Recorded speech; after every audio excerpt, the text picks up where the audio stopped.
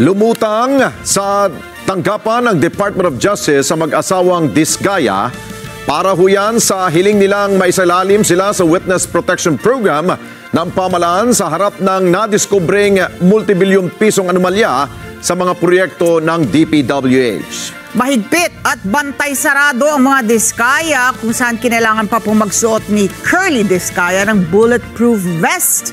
Habang ito namang si Sara Disgaya ay ayaw magpakita ng mukha. At kaugnay niyan, hindi pa naman natitiyak ng Justice Department kung papayagan nila ang mag-asawang Disgaya na mapabilang sa mga testigo ng gobyerno. Kunin natin ang live report ni Madeline Villar Moratillo. Mads, ano ang dahilan? Yes, Alex, sumailalim na sa ebalwasyon para sa kanilang aplikasyon sa Witness Protection Program ang mag-asawang Disgaya. Pero tumanggi naman muna si Justice Secretary Boying Remulla na isiwalat kung ano ang mga napag-usapan sa pakikipagpulong niya sa mga Disgaya dahil ito raw ay confidential. Magkahiwalay na dumating sa Department of Justice ang mag-asawang Curly at Sara Disgaya. Si Curly ay dumating kasama ang mga taga-Senate Sergeant at Arms dahil under custody siya ng Senado matapos mag-contempt kahapon. Naka-bulletproof vest siya nang dumating sa DOJ. Makalipas naman ng 2 oras, dumating rin ang kanyang misis na si Sara na nakakap at naka-face mask pa. Sabi ni Justice Secretary Jesus Crispin Remulla, ang pagpunta ng mag-asawang Disgaya ay para sa inisyal na proseso sa hiling nilang witness protection. Confidential ang proceedings ng witness protection pagdating dito kasi ganun talaga yun. It's in the law. We have to be very careful about what we say when we do this. Na siyempre, dalawa naman yan na wala sa batas pero given sa human nature, diba? About our concept of justice. Una-una, the whole truth and nothing but the truth. Yung pangalawa, in the end, there will be restitution. Tumanggi naman si Remulla na ibahagi ang mga napag-usapan dahil confidential ito. Paglabas na mag-asawang Disgaya, kapansin-pansin na maaliwalas ang kanilang muka. I think they're relieved that dali akong kausap, I think that it's a relief for them to be talking to people. Nilinaw ni Remulla na hindi naman ito nangangahulugang isa sa ilalim na sa Witness Protection Program ang mga ito o magiging testigo na ng gobyerno. Kinumpirma naman ng kalihim na may mga kontraktor nang lumalapit sa kanila para magsiwalat ng nalalaman sa flood control anomaly. We have 2 or 3 more for next week, but a lot more in the coming days, I think. Ano yan? We have to really, it's a process that has to happen.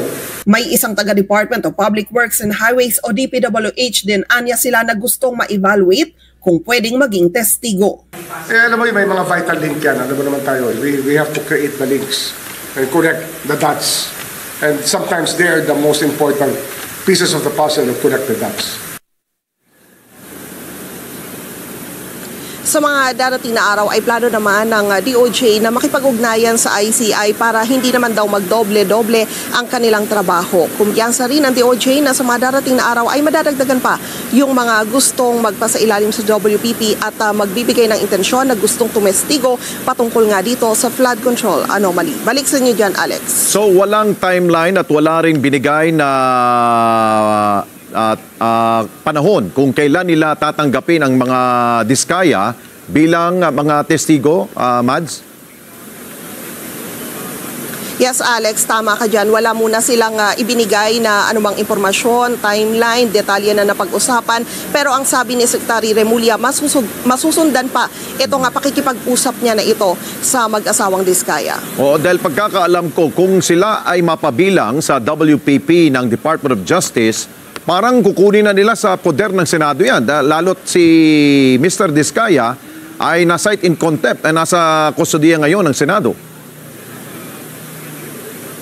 Yes, tama ka dyan, Alex. Kaya constant din daw yung pakikipag-ugnayan nila sa liderato ng Senado. Kumbaga, in courtesy naman sa bawat isa kung ano yung kanilang magiging desisyon. Dahil ang sabi ni Secretary Remulla kanina, meron din daw siyang kasamang panel na nag-interview kanina. Bagamat hindi niya sinabi kung sino-sinong mga opisyal ito. Oo, yung isa sa mga tinatalakay ngayon ng mga senador tungkol sa usapin ng bilang tatayo sila mga testigo ay kung tatanggapin nila basta't babayaran nila at ibalik yung perang kinuha ng mga kontratista, parang ganon?